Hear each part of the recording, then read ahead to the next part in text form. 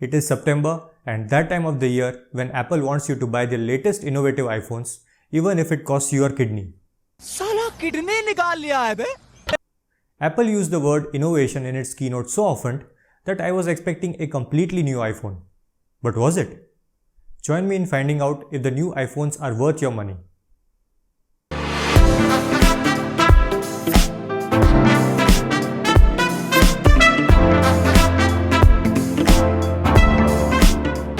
Let's start with the cheaper iPhone 11. According to Tim, this is iPhone 11, the next generation of iPhone, and it is jam-packed with great new capabilities in an incredible new design. The iPhone 11 must be a lot different from the iPhone XR, right? Let's compare. Both the iPhone 11 and XR have exactly the same dimensions and weight. Both are made out of an anodized aluminum frame with glass at the front and back. Both have the same 6.1-inch liquid retina display with 828 by 1792 resolution with 625 nits of peak brightness. They both have the same gigantic notch. Not much difference there. What about the camera? Both the iPhones have a 12 megapixel wide camera with f1.8 aperture, with the iPhone 11 getting an additional 12 megapixel ultra wide camera with 120 degrees field of view. On the front, Apple has upgraded the front camera from a 7 megapixel f2.2 to a 12 megapixel f2.2 module. To put it out bluntly, Apple has reused the same chassis and design from the iPhone XR and added an ultra wide back camera and upgraded the front camera. Also, the new iPhones get the new A13 Bionic chip, which we will discuss in later part of this video. So much for It is jam-packed with great new capabilities in an incredible new design. Now let us move to the best of the best, created for the pros, iPhone 11 Pro and iPhone 11 Pro Max. I am sorry to say, but the trend continues here as well. The iPhone 11 Pro and iPhone 11 Pro Max have the same physical dimensions, the same screen size, and the same resolution as the iPhone XS and the iPhone XS Max. Both the iPhone 11 Pro brothers have the wide and 2x telephoto camera that they borrow from their older iPhone XS brothers, with the only addition being this year is the ultra-wide camera. Also, they get the newer A13 Bionic chip. Talking about the battery life, Apple claims that the iPhone 11 will have 1 hour extra battery life compared to the iPhone XR, and iPhone 11 Pro brothers will have 4 and 5 hours respectively when compared to their older brothers iPhone XS and iPhone XS Max. According to my guess, Apple is using the same battery as last year, but due to the energy efficiency of the A13 Bionic chip, the battery life has gone up. Also, I think that the increase will be in terms of standby time rather than screen on time, and screen on time is what matters more. Now let us talk about the processing power of the new iPhones.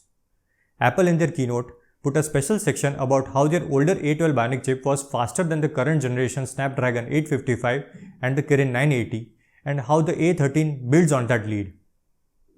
If you look closely, the slide neither has the name of the benchmark nor the benchmark numbers. We are to just trust Apple when they say that their chips are faster than their counterparts. But is it the case? Well, no.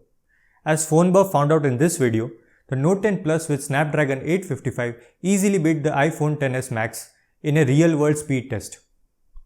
Some gadget guy did a comparison between the iPhone XS and the OnePlus 7 Pro, where he rendered the same video on both the phones using KineMaster and found that OnePlus 7 Pro beats the iPhone to the task. Not only that, the iPhone even got beat when using its native iMovie app while exporting the video. So I urge you to take this chart that Apple showed you with a bag of salt. Apple also claimed that the iPhone 11 Pro is so powerful that you can shoot and edit movies on it. Yes, Apple, we won't pay attention to the multi-million-dollar soundstage and the hundreds of thousands of dollars spent on equipments, lighting, and the talented team of filmmakers behind the phone. The truth is, a pro would never choose an iPhone for pro video work, and a non-pro user would never have the equipment or the knowledge to create pro-grade movies. Forgive me if this comes out as a rant, but Apple used innovation too often and too loosely. Apple has branded the new iPhones as truly redesigned, but the truth is that they are just incremental updates to the last year iPhones. Everybody is innovating except Apple. Let us talk about the displays. Asus, OnePlus, Razer have high refresh rate displays. Samsung has a display with a hole cutout to avoid the notch. Xiaomi, Oppo and Vivo have a pop-up selfie camera.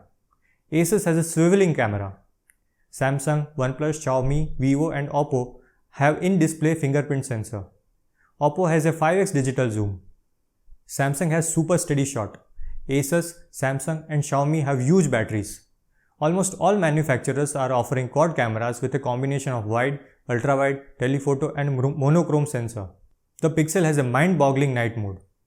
Asus and Xiaomi have dedicated gaming phones with gaming accessories. Samsung has reverse wireless charging.